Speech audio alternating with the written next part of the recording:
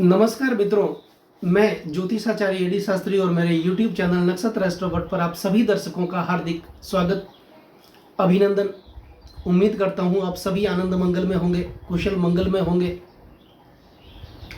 मित्रों, आज जो हम चर्चा करेंगे वो है वास्तुशास्त्र से संबंधित कुछ तथ्यों को लेकर के।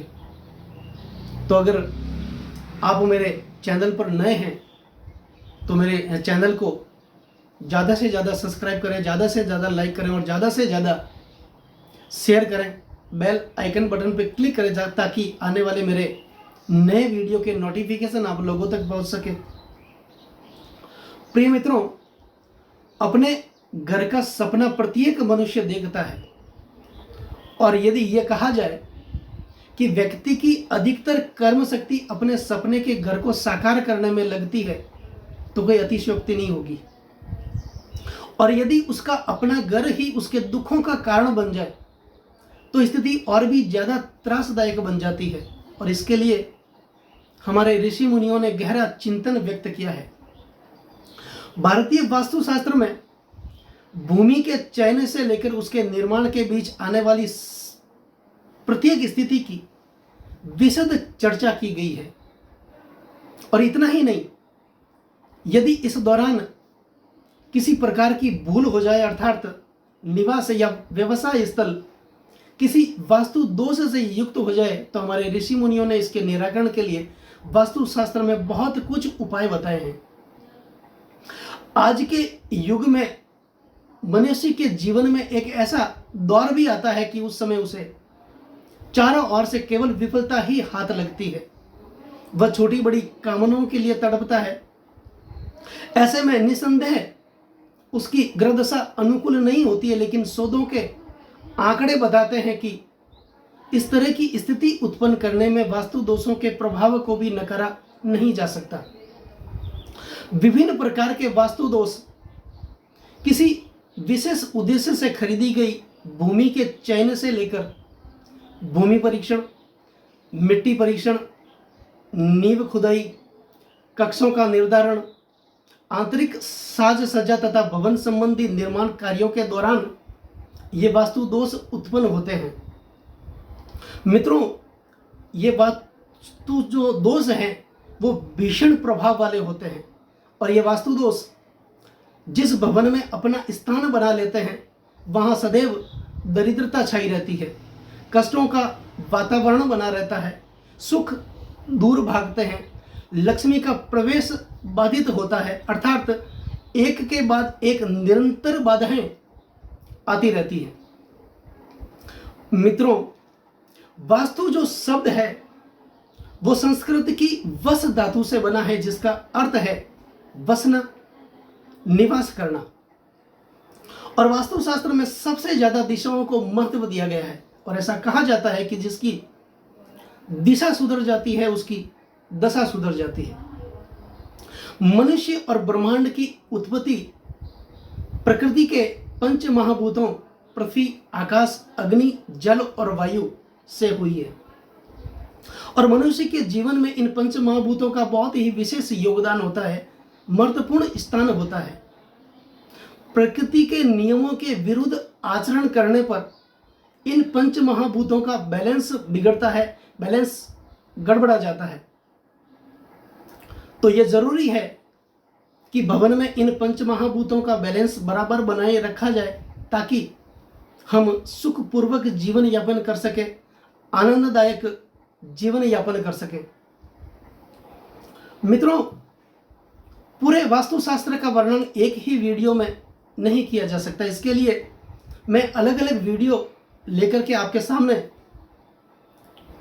प्रस्तुत होऊंगा, इसलिए आप मेरे वीडियो को सब्सक्राइब जरूर कर लें। मित्रों, हम सभी जानते हैं कि सूर्य हमारे प्राणों का स्रोत है।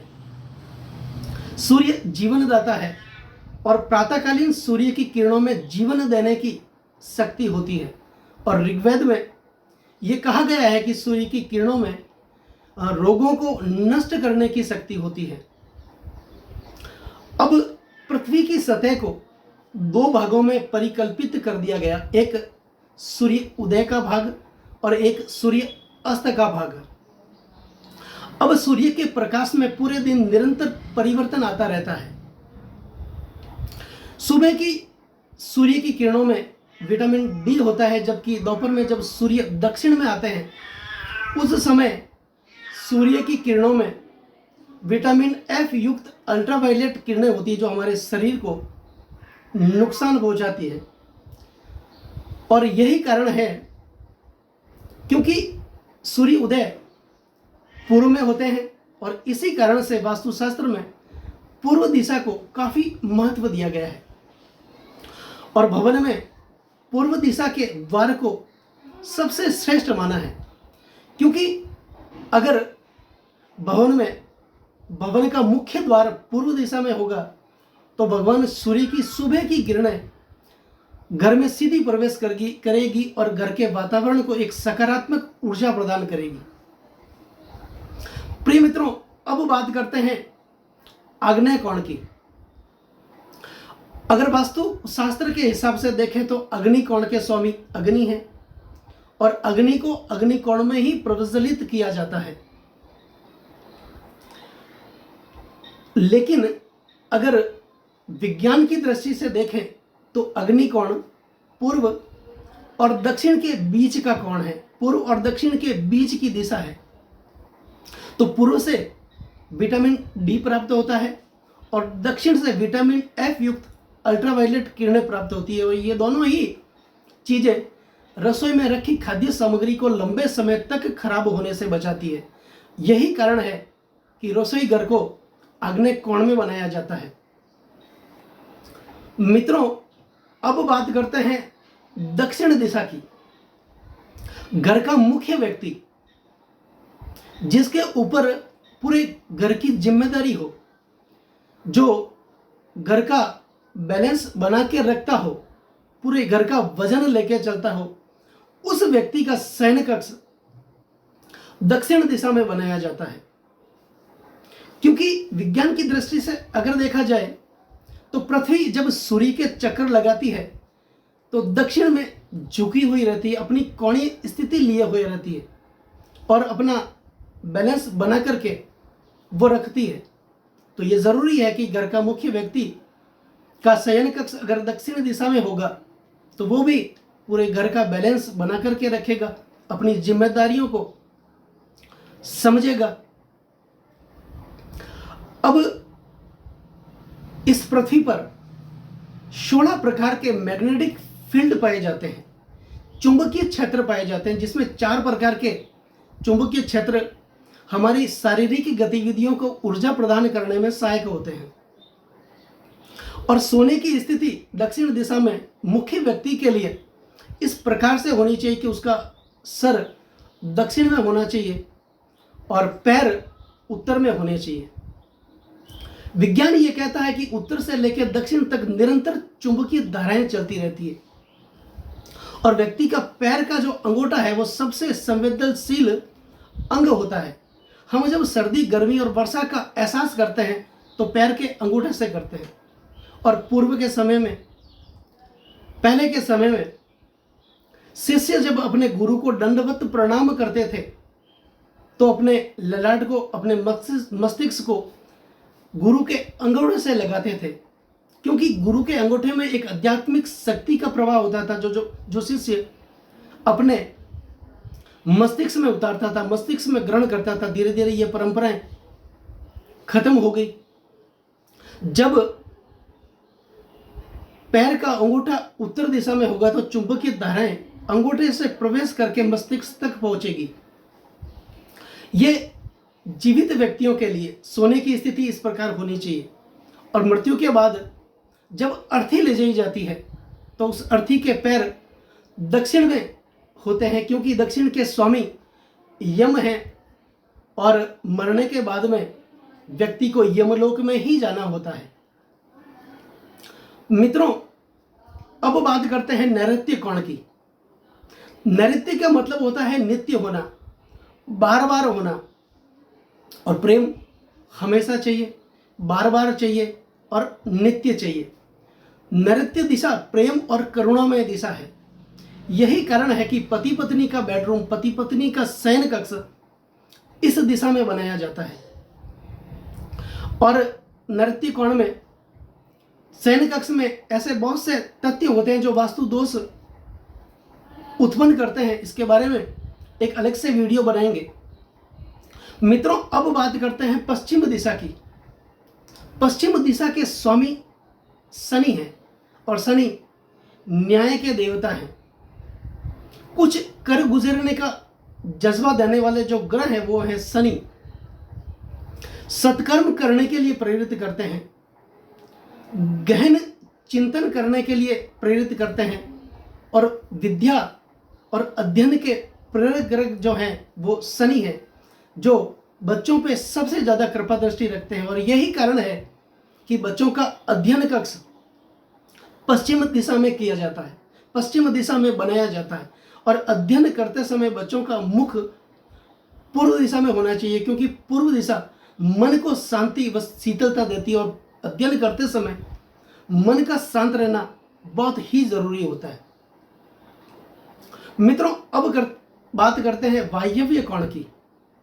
ग्रहों के हिसाब से इस दिशा के स्वामी चंद्र है और पंच महाभूतों के हिसाब से इस दिशा के स्वामी वायु है।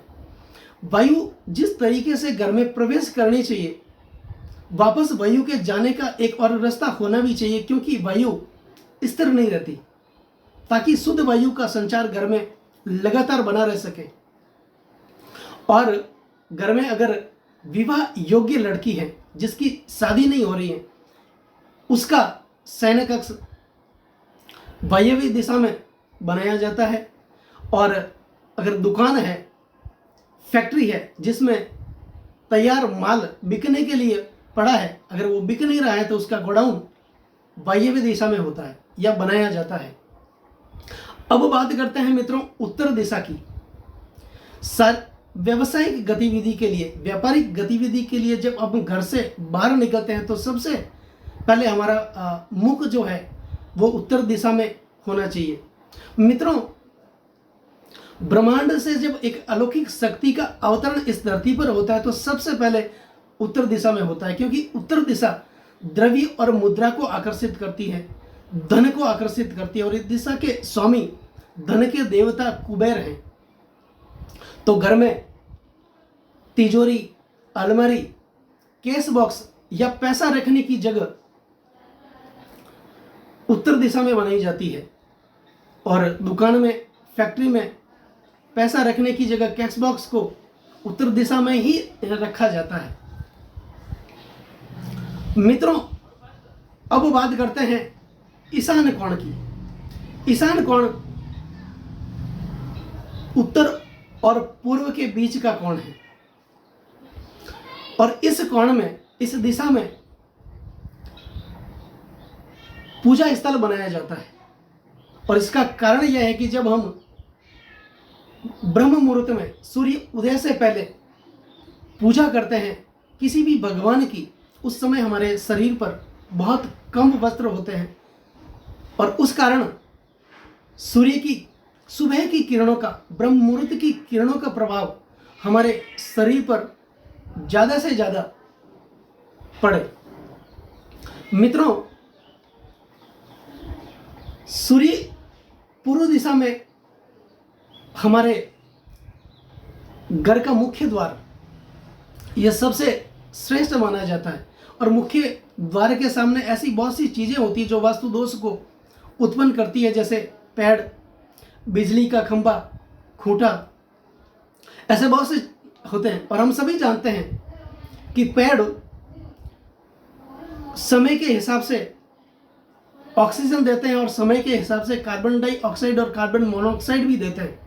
जब हमारे घर के मुख्य द्वार के सामने कोई वृक्ष होगा तो सूर्योदय से पहले सूर्य की किरणों के साथ में कार्बन डाइऑक्साइड गैस हमारे शरीर में, घर में प्रवेश करेगी, जो पूरे घर के वातावरण को दूषित करेगी। इसलिए घर के मुख्य दरवाजे के सामने कोई वृक्ष नहीं होना चाहिए। और पूर्व दिशा में भवन का ढलान ज़्यादा किया जाता है, ज़्यादा से ज़्यादा किया जाता है, ताकि सुबह की किरणों का प्रभाव भवन पर ज़्यादा से ज़्यादा पड़े।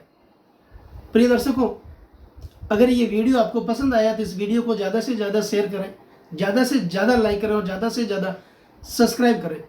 वास्तु शास्त्र से संबंधित, ज्योतिष से संबंधित कोई प्रश्न पूछना है तो आप मुझे कमेंट्स कर सकते हैं। नमस्कार मित्रों।